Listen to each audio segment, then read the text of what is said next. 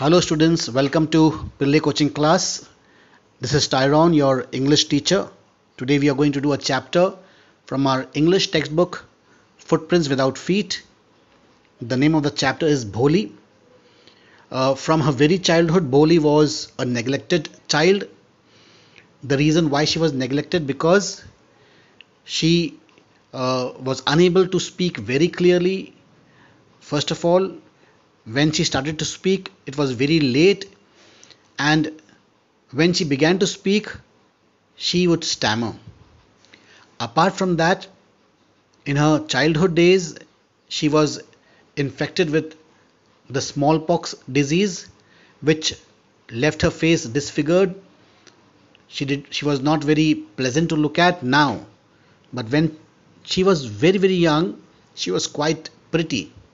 But after the smallpox disease, because of the smallpox disease, her face was disfigured and she did not look very beautiful. She did not look pretty. In fact, she looked quite ugly, because of which everybody in the family neglected her.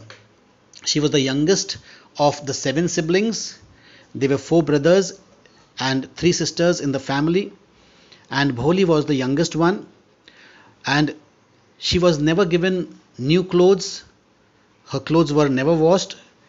Whatever she was wearing was a hand-me-down clothes from her elder sister to herself.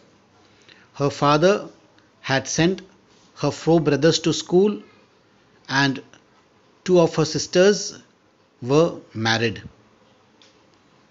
I'm sorry, her eldest sister was married, and her father was thinking of getting the second daughter married too. But nobody thought much about Bholi. Actually, her name was Sulekha, and because of her shy nature, because of her being quiet always, people began to call her Bholi, and that's how she had acquired that name Bholi. Then it so happened that one day, the when Bholi was 7 years old, a primary school was opened in her village, and the Tehsildar himself was coming for the inauguration of the school. And Bholi's father, uh, his name was Ramlal, he was the revenue official. So the Tehsildar told Ramlal that being a revenue official, he has to set an example by sending his daughter to the school. And that is how Bholi was enrolled in the ranks of the school student.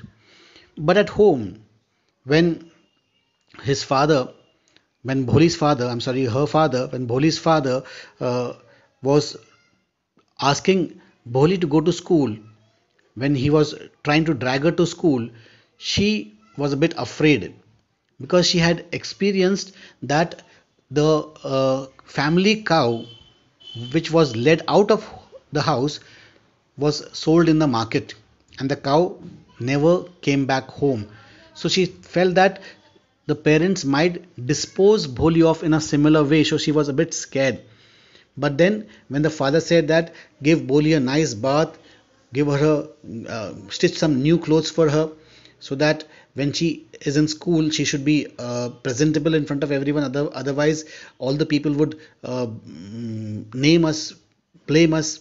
So better give her new clothes. Bholi had never received clothes in her life, so she was very happy that new clothes were being stitched for her. And finally, she decides to go to school. At school, when Bholi's father had taken her to school, by that time the other children were already in school. They were seated on mats on the floor. So Bholi was left with the headmistress, and now she found herself quite alone. But the headmistress was a very kind-hearted person. When Bholi looked around everywhere, the headmistress took Bholi to the classroom. There were several pupils, several girls sitting on the floor, and Bholi was made to sit along with them. And the teacher, when she asked, there was a kind-hearted teacher, and she asked Bholi what her name was. So Bholi could only stand up and say Bho, Bho, Bho, and she could not say her name at all. When the class got over, the teacher called Bholi to her and asked her to say her complete name. And again, Bholi, she though she was a bit nervous, she felt that at least for this kind hearted teacher, she wanted to speak out her name. And again, she began to stammer, Bho, Bho, Bho, but she could not finally say her name. But the teacher said, come on, yes, go ahead, go ahead. And finally, Bholi was able to speak. Bholi was able to say her name. So the teacher encouraged her and said, see, if you take out the fear from your mind, you would be able to speak fluently like everybody else. Would you come to school? Bholi nodded her head. She said, no, don't nod your head. Say, yes, I will come to school. Speak in sentences. She said, when you will come to school, she gave her a book and she said, I will teach you how to read.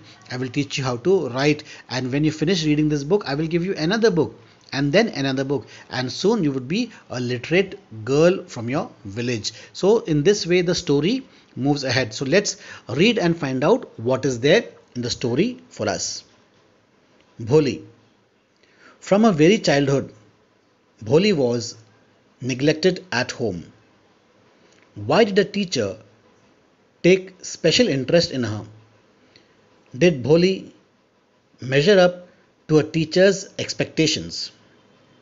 Read and find out. Why is Bholi's father worried about her? For what unusual reason is Bholi sent to school? Her name was Sulekha, but since her childhood, everyone had been calling her Bholi, the simpleton. She was the fourth daughter of Nambardar Ramlal. When she was 10 months old, she had fallen off the cot on her head, and perhaps it had damaged some part of her brain. That was why she remained a backward child and came to be known as Bholi, the simpleton. At birth, the child was very fair and pretty, but when she was 2 years old, she had an attack of smallpox. Only the eyes were saved, but the entire body was permanently disfigured by deep black pock marks. Little Sulekha could not speak till she was 5, and when at last she learned to speak, she stammered. The other children often made fun of her and mimicked her. As a result, she talked very little. So, really sad to note about a very beautiful child. When she was born, she was fair, she was pretty, but it seemed as if destiny was against Bholi right from the very start.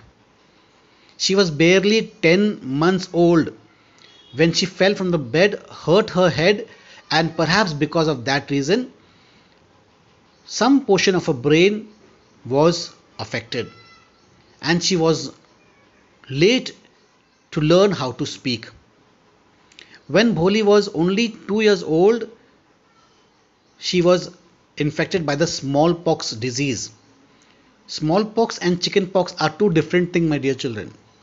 Chickenpox, even today we get chickenpox, but smallpox, the name is smallpox, but the blisters are very big. Now, the smallpox has been totally eradicated from the face of the earth. We will not find any patients suffering from smallpox. Otherwise, smallpox is such a dreadful disease that it can even kill a person, it can even make a person blind. But lucky for Bholi, her eyes were saved and the remaining portion of her face was covered with pox. And when she was cured of this smallpox disease, the smallpox had left big black marks on her face, which made her look very, very ugly. Finally, when Bholi began to speak, she used to stammer. And because of her stammering, the other children, they made fun of Bholi. And since the other children were making fun of her whenever she spoke, she decided to speak as little as possible so that people should not make fun of her. Ramlal had 7 children, three sons and four daughters. How many sons? Three sons. Ramlal had three sons and four daughters, and the youngest of them was Bholi. It was a prosperous farmer's family, and there were plenty to eat and drink. All the children, except Bholi, were healthy and strong. The sons had been sent to the city to study in the schools and later in colleges. Of the daughters, Radha, the eldest, had already been married. The second daughter, Mangala's marriage, had also been settled, and when that was done, Ramlal would think of the third, Champa. They were good looking, healthy girls, and it was not difficult to find bridegrooms for them. So, Ramlal had seven children. He had three sons and four daughters. See the gender biased here. Ramlal was a prosperous farmer. There was plenty to eat in the family. There was always food on the table. In fact, Ramlal sent his three sons to the city to study. He did not encourage the girls from his family to study, perhaps because there was no school in the village, and perhaps because he thought that what would girls do after studying. So he did not send the girls to the city, whereas his three sons went to the city.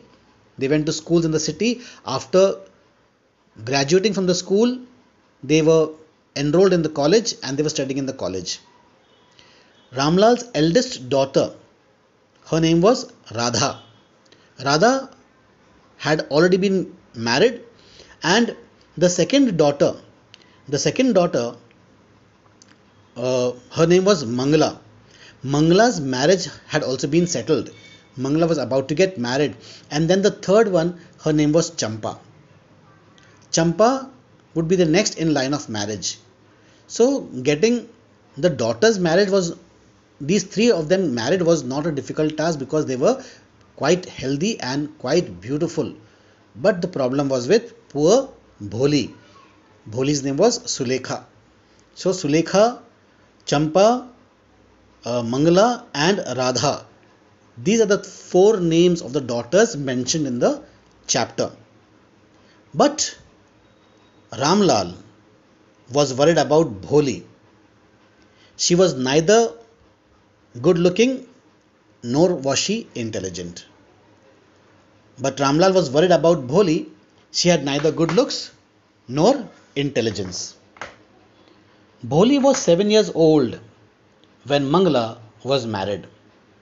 The same year, a primary school for girls was opened in their village. The Tehsildar Sahib came to perform its opening ceremony. He said to Ramlal, "As a revenue official, you are the representative of the government in the village, and so you must set an example to the villagers. You must send your daughters to school." So Ramlal was in fact forced in a way to send his daughters. So he doesn't send his daughters, but he sent his daughter to school. So under what circumstances was Bholi made to come to school? It was by chance, by her good luck. See, fate is a good leveler. If he has taken away Bholi's beauty, he is giving something to Bholi back in return. When Bholi was only 7 years old, her sister Mangala was married off. In the same year of Mangala's marriage, a school came up in Bholi's village, and Bholi's father, being the revenue official, he was told by the Tehsildar who had come to inaugurate the school to send his daughters to school. And so Bholi's name was enrolled in the school register as a student of the school. That night, when Ramlal consulted his wife, she cried, "Are you crazy? If girls go to school, who will marry them?" But Ramlal had not the courage to disobey the Tehsildar. At last, his wife said, I will tell you what to do. Send Bholi to school. As it is, there is little chance of her getting married. With her ugly face and lack of sense, let the teachers at the school worry about her. So, see how destiny played a part in Bholi's life. When the Tehsildar told Bholi's father to send his daughters to school, he went and consulted his wife. Like every husband, they do that before taking any major decisions, they talk to their wives. In the same way, Bholi's father Ramlal, though he was the revenue collector, he consulted his wife. He told his wife that this is what the Tehsildar has said, that I must send my daughters to school. But the wife, she got angry. She said, if the girls go to school, then who will marry them? She was totally against the idea of sending her daughters to school. But now Ramlal did not have the courage to face the Tehsildar, because the Tehsildar had told him that he has to set an example. So his wife told him, I have an idea. We'll do one thing, we'll send Bholi to school. As it is, she is so ugly and there is very little chance for her to get married. So you will keep your words with the Tehsildar also, and we can get rid of Bholi in this way. Let the teachers face the music. Let the teachers deal with Bholi and her ugliness. So the first part of this lesson stops here, but we will read and find out further what lies ahead for us. Does Bholi enjoy her first day at school? Does she find her teacher different from the people at home? The next day, Ramlal caught Bholi by the hand and said, come with me, I will take you to school. Bholi was frightened. She did not know what a school was like. She remembered how a few days ago their old cow Lakshmi had been turned out of the house and sold. No, she shouted in terror and pulled her hand away from her father's grip. What's the matter with you, you fool? Shouted Ramlal. I'm only taking you to school. Then he told his wife, let her wear some decent clothes today, or else what will the teachers and the other school girls think of us when they see her? New clothes had never been made for Bholi. The old dresses of her sisters were passed on to her. No one cared to mend or wash her clothes. But today she was lucky to receive a clean dress which had shrunk after many washings and no longer fitted Champa. She was even bathed and oil was rubbed into her dry and matted hair.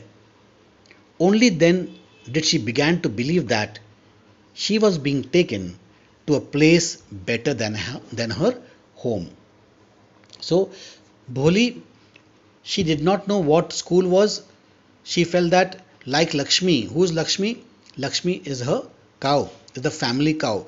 Because Lakshmi was turned old, Lakshmi was no longer useful for them. They had got rid of Lakshmi. Lakshmi was taken out of the house and it was sold in the market.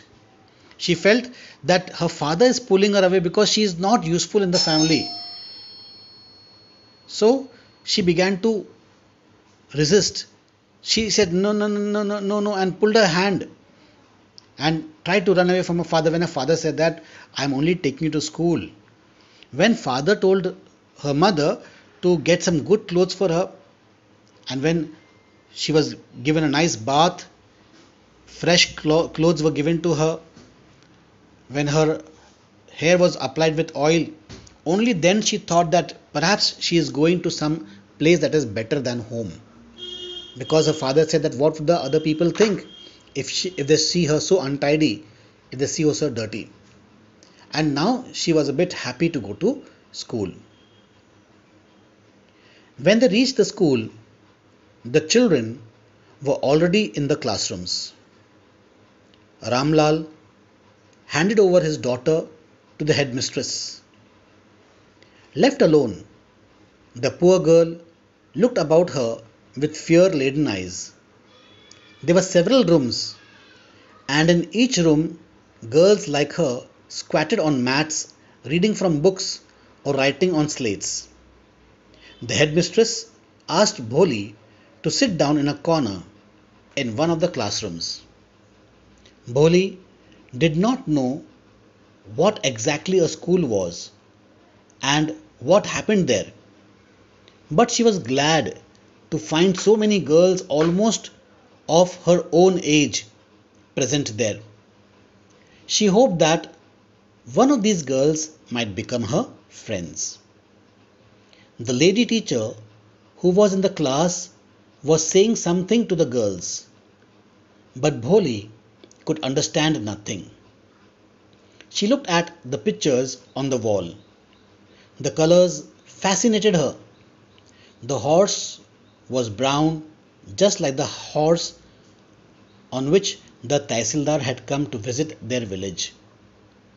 The goat was black, like the goat of their neighbor. The parrot was green, like the parrots she had seen in the mango orchard. And the cow was just like their Lakshmi. And suddenly, Boli noticed that the teacher was standing by her side, smiling at her. What's your name, little one? Bh, bho, bho. She could stammer no further than that. Then she began to cry, and tears flowed down from her eyes in a helpless flood. She kept her head down as she sat in her corner, not daring to look up at the girls who, she knew, were still laughing at her. When the school bell rang, all the girls scurried out of the classroom, but Bholi did not leave her corner. Her head still lowered, she kept on sobbing. Bholi? The teacher's voice was soft and soothing.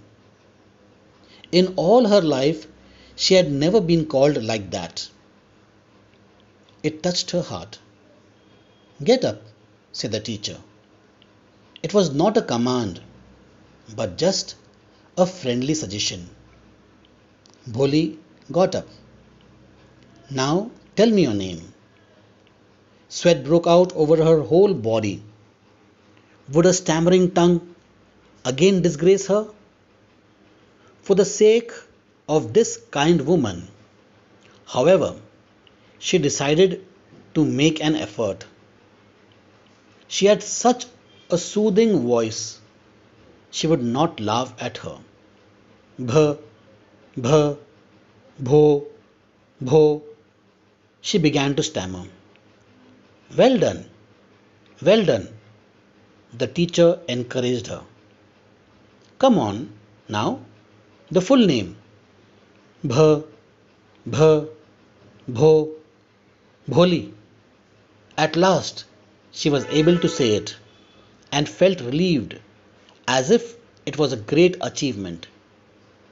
Well done, the teacher patted her affectionately and said, put the fear out of your heart and you will be able to speak like everyone else. Bholi looked up as if to ask, really? Yes, yes, it will be very easy. You just come to school every day. Will you come? Bholi nodded.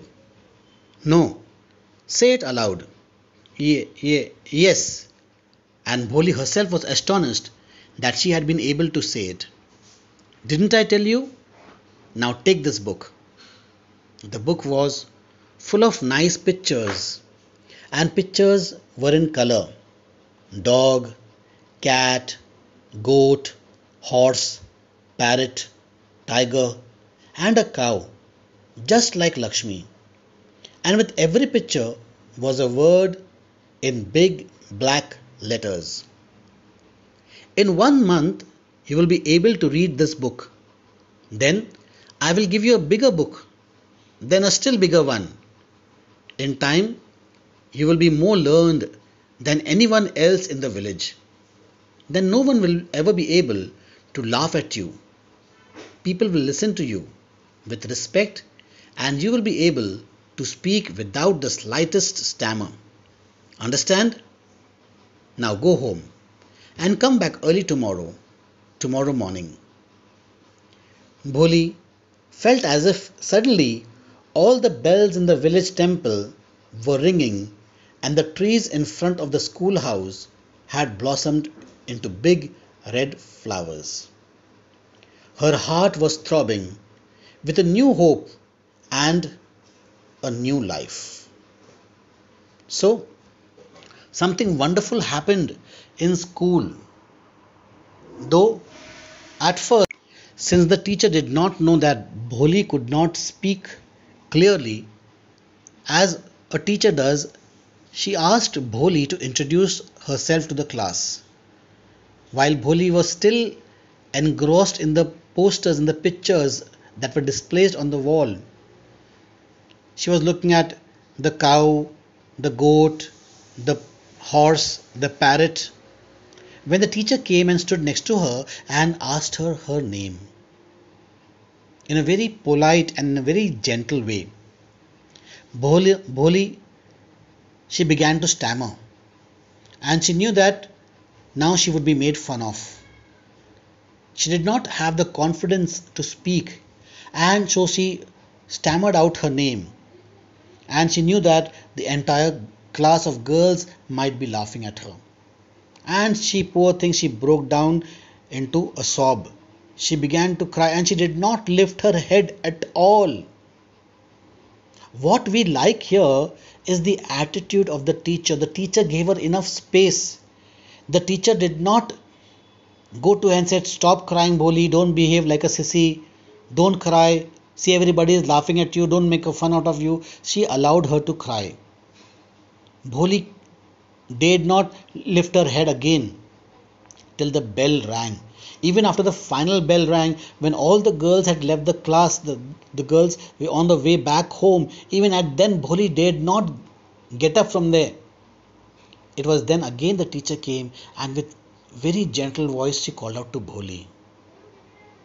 And Bholi had never been addressed in such a soothing voice, in such a soothing way, in such a pleasant way. And she looked up to the teacher and said, "Okay, now tell me your name." Again, Bholi began to stammer, but finally she was able to say her name. The teacher encouraged her, "Yes, yes, go on, say the full name." Then Bholi was able to say her name, and the teacher said, "See, I told you, you can." So then she showed her the books, gave her the books in her hand. It was a nice book with colorful pictures of the parrot, of dog, of a cat, of duck, of a cow. The cow resembled so much like her own cow, Lakshmi. And she said, the teacher said that in a month's time she would be able to finish this book. She will be able to read. And then the teacher would give her another book, a better one, and another even better, more harder, more advanced one. And then she asked Bholi, would she like to come to school tomorrow? Now you can go home, but come to school tomorrow. Would she like to come to school tomorrow? To which Bholi nodded. The teacher said, "No, you don't have to nod. You have to say it aloud."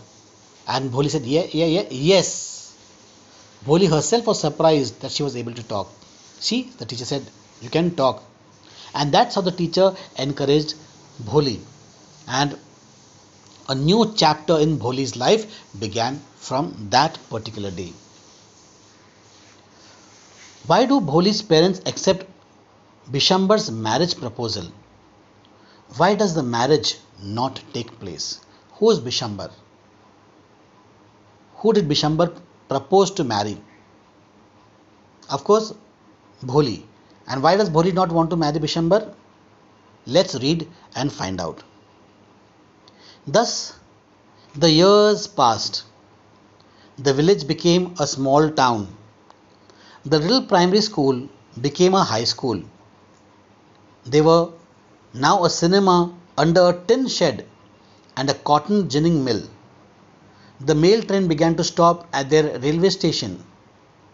One night, after dinner, Ramlal said to his wife, "Then, shall I accept Bishambar's proposal?" "Yes, certainly," his wife said. Bholi will be lucky to get such a well-to-do bridegroom, a big shop, a house of his own, and I hear several thousands in the bank. Moreover, he is not asking for any dowry. That's right, but he is not so young, almost the same age as I am, and he also limps. Moreover, the children from his first wife are quite grown up. So what? Does it matter? His wife replied, 45 or 50. It is no great age for a man. We are lucky that he is from another village and does not know about her pock marks and her lack of sense. If we don't accept this proposal, she may remain unmarried all her life. Yes, but I wonder what Bholi will say. What will that witless one say? She is like a dumb cow. Maybe you are right, muttered Ramlal. In the other corner of the courtyard, Bholi lay awake on her cot, listening to her parents' whispered conversation. So finally, the the town, the village had become into a small town with a cinema, with a ginning mill, and a railway station. And Bholi also had progressed in age. There was a proposal which had come for Bholi's hand. The proposal of uh, a man named by Bishambar. Bishambar was an old man, not very young. He was somewhere around 45, in his late 40s, or maybe he was 50 years old, and he also walked with a limp. But what was more important, that he was not asking for a dowry. And so Bholi's parents were willing to get Bholi married to this aged man, the middle aged man. Bholi at the same time was listening to the whispered conversation of her parents. Bholi's mother said that what would Bholi do? Bholi would not never say no. She would not answer because she is too simple. She is a simple-headed person, as simple as a cow. But Bholi, she was listening to her parents' talks in the other corner of the courtyard. In the other corner of the courtyard, Bholi lay awake on her cot, listening to her parents' whispered conversation. Bishambar Nath was a well-to-do grocer.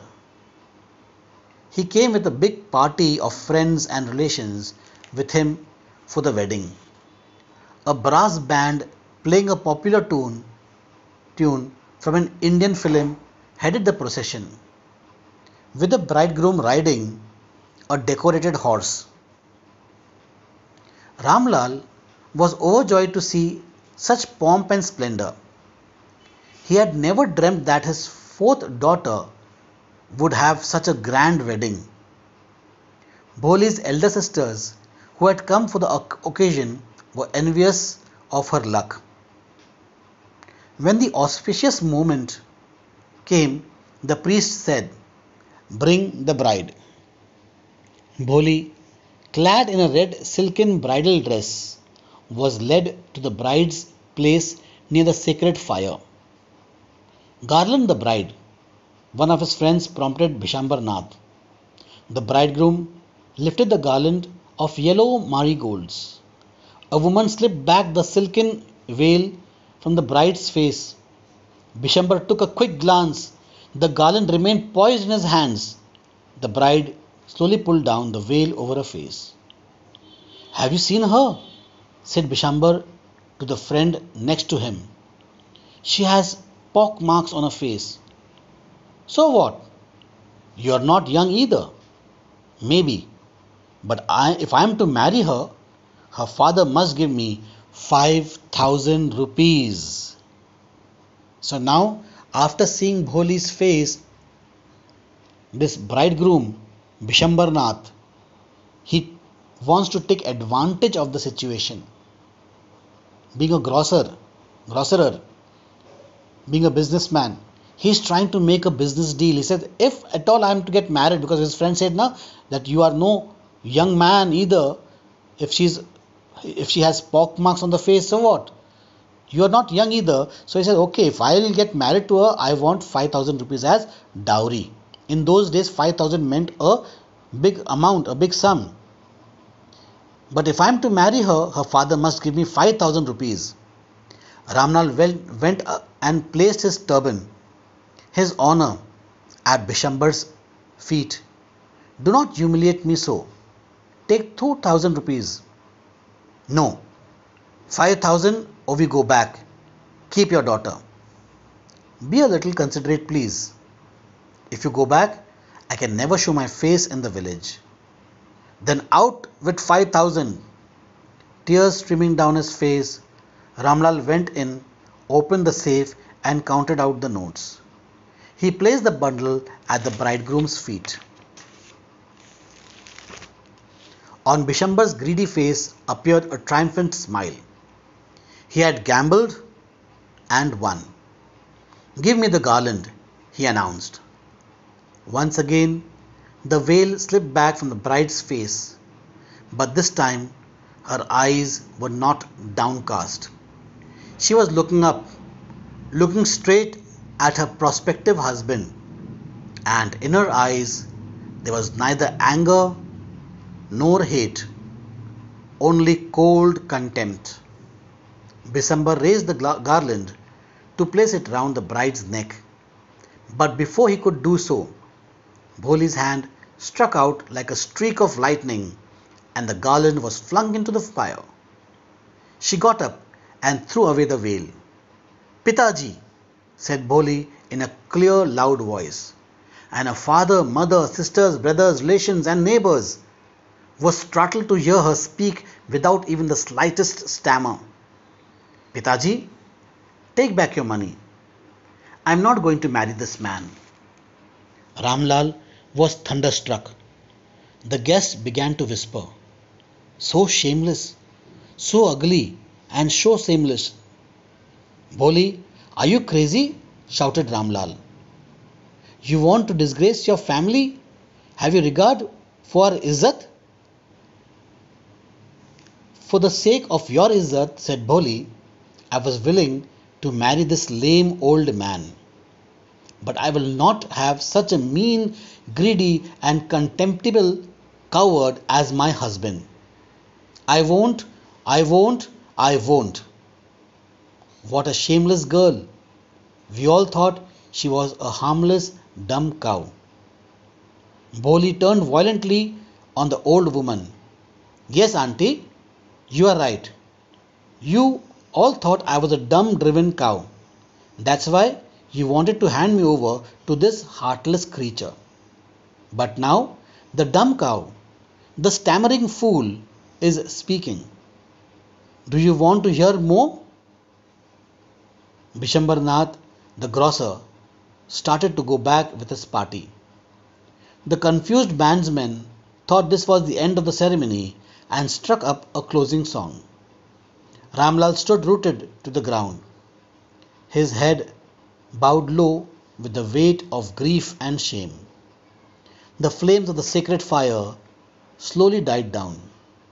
Everyone was gone. Ramlal turned to Bholi and said, "But what about you? No one will ever marry you now. What shall we do with you?" And Sulekha said in a voice that was calm and steady. I repeat again, and Sulekha, no longer Bholi, Sulekha said in a voice that was calm and steady, "Don't you worry, Pitaji. In your old age, I will serve you and mother, and I will teach in the same school where I learnt so much. Isn't that right, ma'am?" The teacher had all along stood in a corner watching the drama. "Yes, Bholi, of course," she replied, and in her smiling eyes was the light of a deep satisfaction that an artist feels when contemplating the completion of a masterpiece. A story by K. A. Abbas.